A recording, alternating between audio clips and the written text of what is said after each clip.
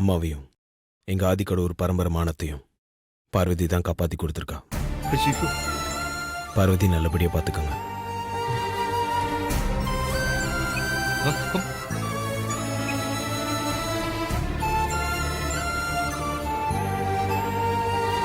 அக்கா, நான் சாப்பாடு ஊட்டி விடுறேன், சாப்பிட்றியா? எனக்கு வேண்டாண்டா கணேசா. நான் இன்னும் ஒரு நாள் கூட உனக்கு ஊட்டி விட்டது இல்லைக்கா. உன் கையில காயம் இருக்கிறனால இன்னைக்கு நானே உனக்கு ஊட்டி விடுறேன்க்கா.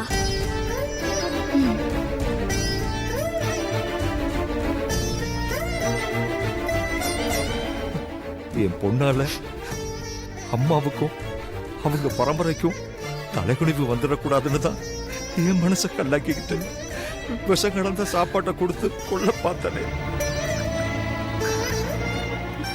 ஆனா பார்வதி அம்மாவோட மானத்தையும் அம்மாவோட பரம்பரை கௌரவத்தையும் காப்பாத்திருக்காளு.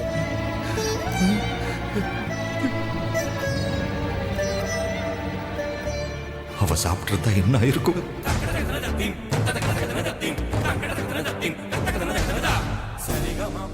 நான் பெரிய துரோகத்தை பண்ண பார்த்துட்டேன். இந்நேரம் என் பொண்ணை இழந்திருப்பேன்.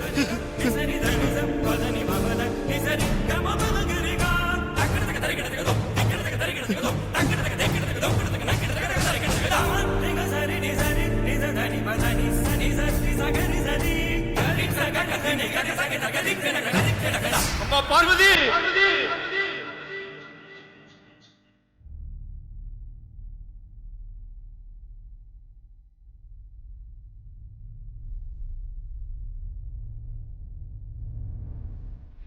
Aunty good morning. Good morning Mithra. என்ன ஆண்டி வாசலே பாத்துட்டு இருக்கீங்க? யாராவது வராங்களா? நேத்து ராத்திரியே நல்ல செய்தி வரும்னு காத்திருந்தேன். ஆனா விடிஞ்சு இவ்ளோ நேரம் ஆகியும் அந்த சமையல்காரி போய் சேர்ந்துட்டாங்கிற நல்ல செய்தி வந்து சேரவே இல்லையே. அதான் வாசலையே பார்த்துட்டு இருக்கேன். எப்படி ஆண்டி இவ்ளோ நம்பிக்கையா சொல்றீங்க? அந்த அளவுக்கு அந்த விசுவாசத்து மனசுல விஷத்தை கலந்து அவன் கையிலயும் விஷத்தை கொடுத்துட்டு வந்திருக்கேன் மித்ரா. இந்த ஆதிக்கடவுர் குடும்ப கௌரவத்தை காப்பாத்துறதுக்காகவும் அகிலா மேல வச்சிருக்கிற மரியாதைக்காகவும் என்ன வேணாலும் செய்வான். இந்நேரம் பெத்த பொண்ணுன்னு கூட பார்க்காம அந்த சமையல்காரிக்கு விஷத்தை வச்சு கொன்னிருப்பான். அப்படி இல்லைன்னா நைட்டோட நைட்டா பொண்ணை கூப்பிட்டுட்டு இந்த ஊரை விட்டு ஓடி இருப்பான். நீங்க சொல்றது மட்டும் நடந்திருந்தா நமக்கு இன்னைக்கு தீபாவளி.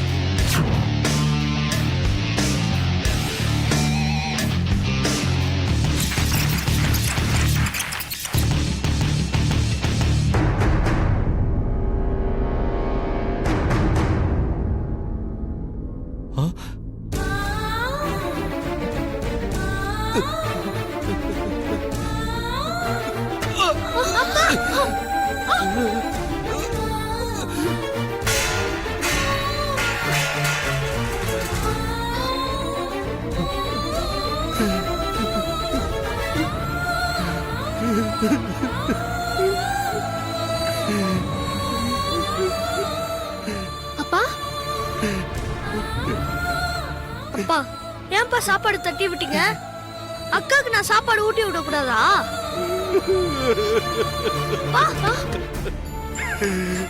என்னாச்சுப்பா? என்னாச்சுப்பா? பா, என்னாச்சுப்பா? அப்பா, என்னாச்சுப்பா? ஏன் அழறீங்க? அப்பா, என்னப்பா? நான் தப்பு பண்ணிட்டேன்ப்பா. நான் தப்பு பண்ணிட்டேன். என்னப்பா சொல்றீங்க? நீங்க என்ன தப்பு பண்ணீங்க? வனஜா அம்மாவோட பேச்ச கேட்டு உன்னை தப்பா புரிஞ்சுக்கிட்டு சாப்பாட்டுல விஷத்தை கலந்து நானே உன்னை கொல்ல பார்த்தப்பா.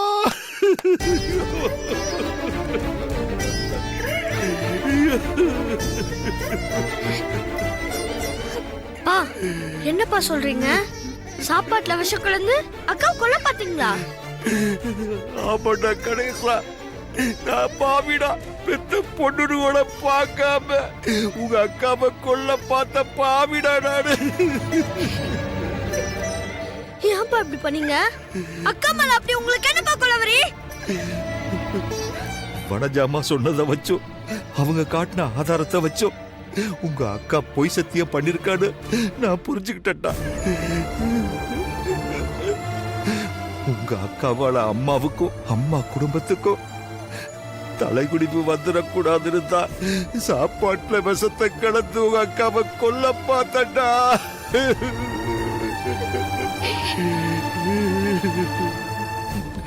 நல்ல வேலை, நேத்து நைட்டு என்ன நடந்துச்சு, உங்க அக்கா ஏன் லேட்டா வீட்டுக்கு வந்தான்ற உண்மைய பெரிய தம்பி இப்பதான் போன்ல சொன்னாரு. இல்லைன்னா அநியாயமா உங்க அக்கா செத்து போயிருப்பாடா.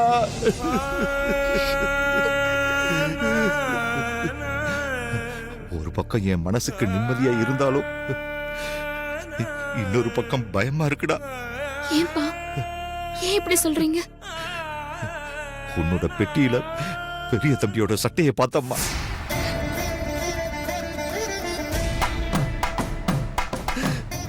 உன் மனசுக்குள்ள என்ன நினைச்சுக்கிட்டு இருக்கேன்னு எனக்கு தெரியல. நான் ஏற்கனவே உனக்கு சொன்னதுதான், தகுதிக்கு மீறி ஆசையை வளர்த்துக்கிறது நமக்கு நல்லது இல்லம்மா பார்வதி.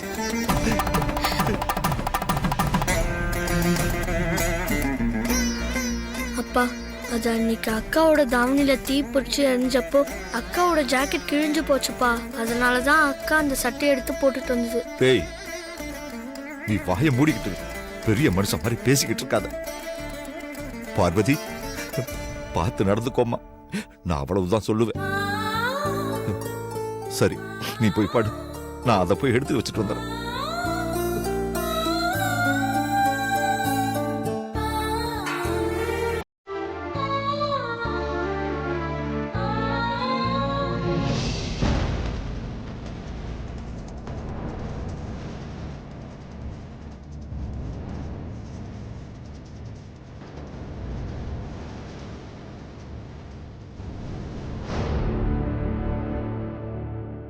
என்ன என்ன அப்படியே புதுசா பாக்குறீங்க?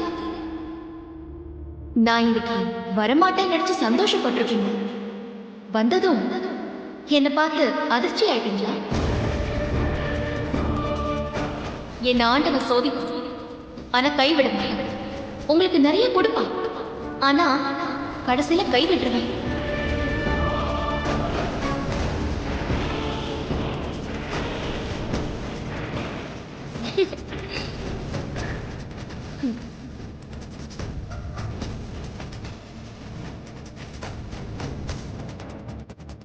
மூக்குனி மாதிரி இருந்துக்கிட்டு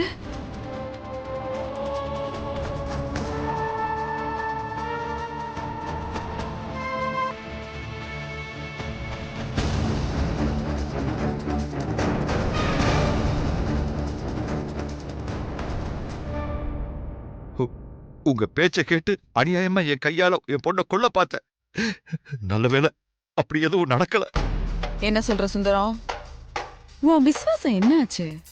ஆதி கடவுர் பரம்பரை கௌரவத்தை விட, அகில அம்மா உயிரை விட உனக்கு உன் பொண்ணு உயிர் முக்கியமா போச்சா? போதுமா, சும்மா இல்லாதது பொல்லாததெல்லாம் சொல்லி என் மனசுக்குள்ள விஷத்தை கலக்கினதெல்லாம் போதும். என்ன நடந்துச்சுன்ற உண்மைய பெரிய தம்பி நைட்டு எனக்கு போன்ல சொல்லிட்டாரு. நீங்க கொடுத்த விஷத்தை சாப்பாட்டுல கலந்து என் பொண்ணுக்கு கொடுக்க போகும்போதுதான் சொல்லி வச்ச மாதிரி பெரிய தம்பி எனக்கு போன் பண்ணாரு. அப்ப மட்டும் அந்த போன் வராம இருந்திருந்தா உங்க பேச்சை கேட்டு அநியாயமா நானே என் பொண்ணை என் கையால கொண்டு இருந்திருப்பேன். நல்ல வேளை, கடவுள் தான் பெரிய தம்பி மூலமா என் பொண்ணை காப்பாத்திருக்கார். இத உங்ககிட்ட சொல்லிட்டு போகத்தான் வந்தேன். வர்றேன்.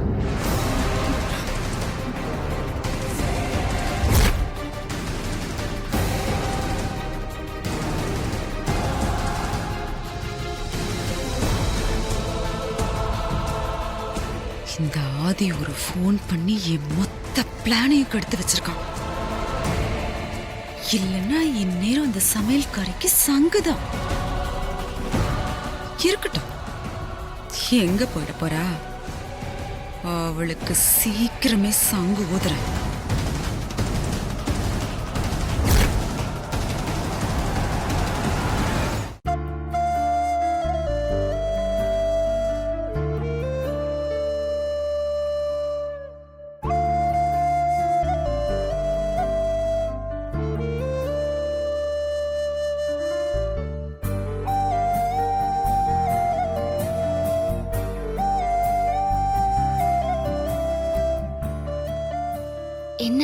என்னம்மா வேணும்? வேணுங்கிறத எனக்கு ஃபோன் பண்ணி சொல்லிருந்தா நானே ரூம்க்கு எடுத்துட்டு வந்திருப்பேன்ல. நீங்க எதுக்குமா இங்க வந்தீங்க? எனக்கு சாப்பிட ஏதாவது வேணும்னா நானே உனக்கு ஃபோன் பண்ணி ரூம்க்கு கொண்டு வர சொல்லியிருப்பேன். ஆனா என் மனசுக்கு நிம்மதி வேணும் பார்வதி. அதனால தான் நானே உன்னை தேடி வந்திருக்கேன். என்னம்மா சொல்றீங்க? எனக்கு ஒண்ணும் புரியல. ஆரம்பத்துல இருந்தே நான் உன் மேல வெறுப்பை தான் காட்டியிருக்கேன். உன்னை திட்டியிருக்கேன், அடிச்சிருக்கேன், அவமானப்படுத்தியிருக்கேன். ஏன் உன்னை ஒரு எதிரியா தான் பார்த்திருக்கேன். இதெல்லாத்தையும் விட நீ இந்த வீட்டை விட்டு போயிடு, செத்து போயிடுன்னு கூட சொல்லியிருக்கேன். ஆனா நீ நான் பண்ண எதையுமே மனசுல வச்சுக்காம என் உயிரையே காப்பாத்திருக்க பார்வதி. இப்ப எதுக்குமா பழசையெல்லாம் நினைச்சிட்டு இருக்கீங்க?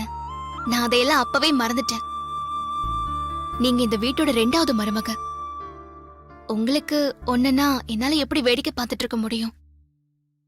உங்களை காப்பாத்த வேண்டிய பொறுப்பும் கடமையும் எனக்கு நிறைய இருக்கு. ஏன்னா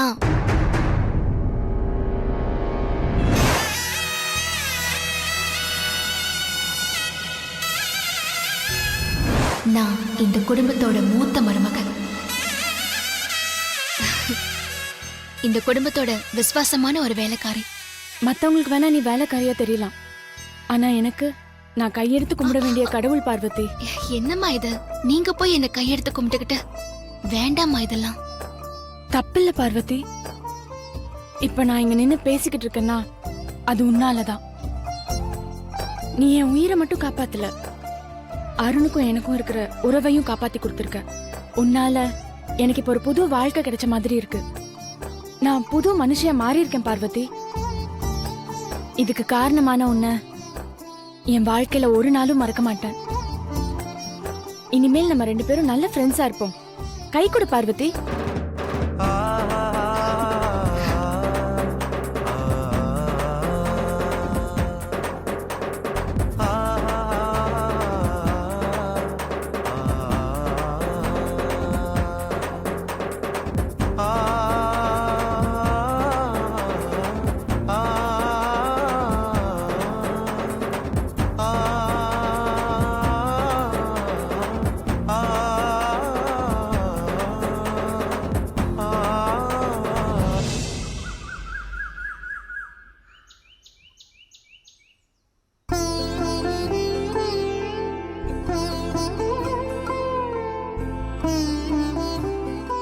பார்வதி, பூஜைக்கு எல்லாம் ரெடியா? எல்லாம் ரெடிமா. நீங்க பூஜை ஆரம்பிங்க.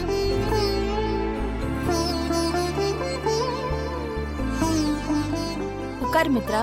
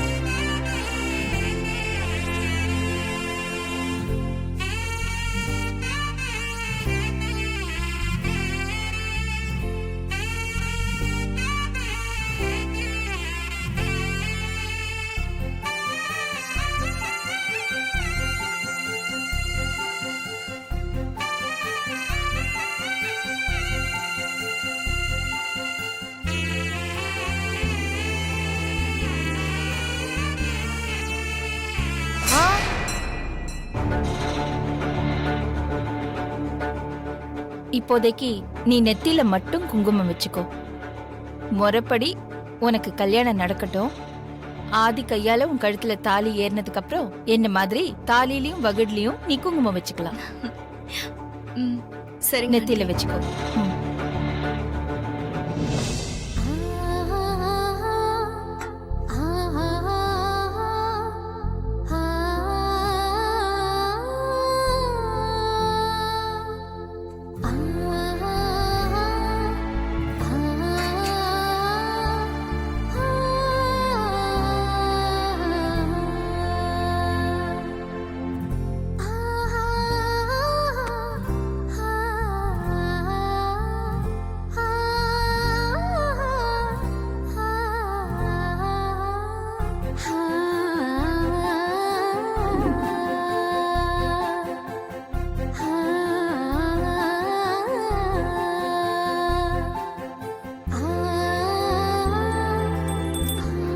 அச்சச்சோ, மணி சத்தம் வரும், வேண்டாம்.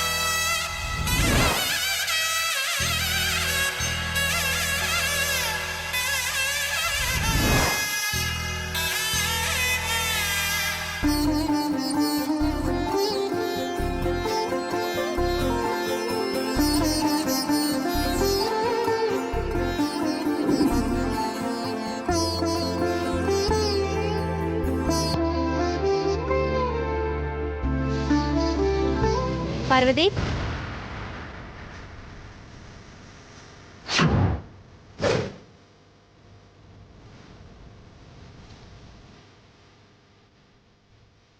சொல்லுங்க உமாமா. என்ன வேணுமா? அது ஒண்ணும் இல்ல பார்வதி. காலையில என்ன டிஃபன்? உங்களுக்கு என்ன வேணும்னு சொல்லுங்க, நான் அதை செஞ்சு தரேன். அப்படியா?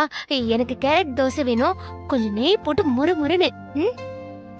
சரிங்கம்மா, பண்ணிடுறேன். வேற என்ன வேணும்?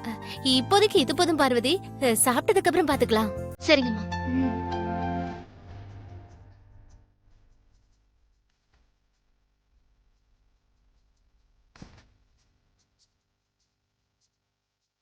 கல்யாணமான பொண்ணுங்க தானே நெத்தி வகுடுல குங்குமம் வைப்பாங்க. ஆனா பார்வதி ஏன் வச்சிருக்கா? ஒருவேளை பார்வதிக்கு கல்யாணம் ஆயிருக்குமோ? புரியலையே. ஏண்டி எருமை எருமை, நல்ல ரோடு ரோலர் மாதிரி இருந்துகிட்டு எதிரில் வர ஆள் கண்ணு தெரியாதா? அப்படியே வந்து மோதுற. ஐயோ சாரி அத்தை, நான் ஒரு குழப்பத்துல இருந்தேனா, அதனாலதான் நீங்க வந்ததை கவனிக்கல அத்தை. என்னடி குழப்பம் உனக்கு? என்ன திங்கிறதுனா இல்ல எவ்வளவு திங்கிறதுனா? அதான் நீ என்ன சாப்பிடணும்னாலும் செஞ்சு கொடுக்கறதுக்கு அந்த சமையல்காரி இருக்காளே, அப்புறம் என்னடி குழப்பம்? ஐயோ அத்தை, சாப்பிடுற விஷயத்துல எனக்கு என்னைக்குமே குழப்பம் வந்தது இல்ல அத்தை. இப்ப எனக்கு குழப்பம்லாம் அந்த பார்வதி பத்தி தான். அந்த சமையல்காரிய பத்தி இப்ப என்ன உனக்கு குழப்பம்? ஏன் அத்தை, கல்யாணம் பொண்ணுங்க தானே நெத்தி வகிடல குங்குமம் வைப்பாங்க. ஏண்டி அதுல இல்லடி உனக்கு சந்தேகம் வேண்டி இருக்கு? அதுல எனக்கு சந்தேகம் இல்ல அத்தை. ஆனா பார்வதி நெத்தி வகிட்ல குங்குமம் வச்சிட்டு வந்திருக்கா அத்தை. அதான் எனக்கு குழப்பமா இருக்கு. என்னடி சொல்ற?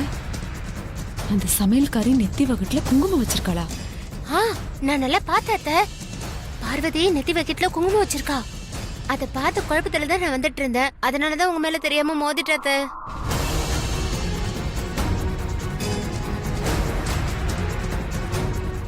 சரி, நீ போய் அவளை எனக்கு காஃபி எடுத்துட்டு வர சொல்லு. சரிங்க அத்தை.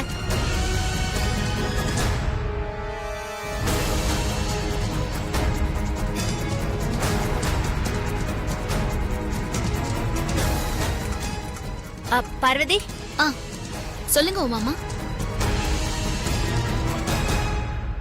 பார்வதி வகிட்ல குங்குமம் இருக்கு.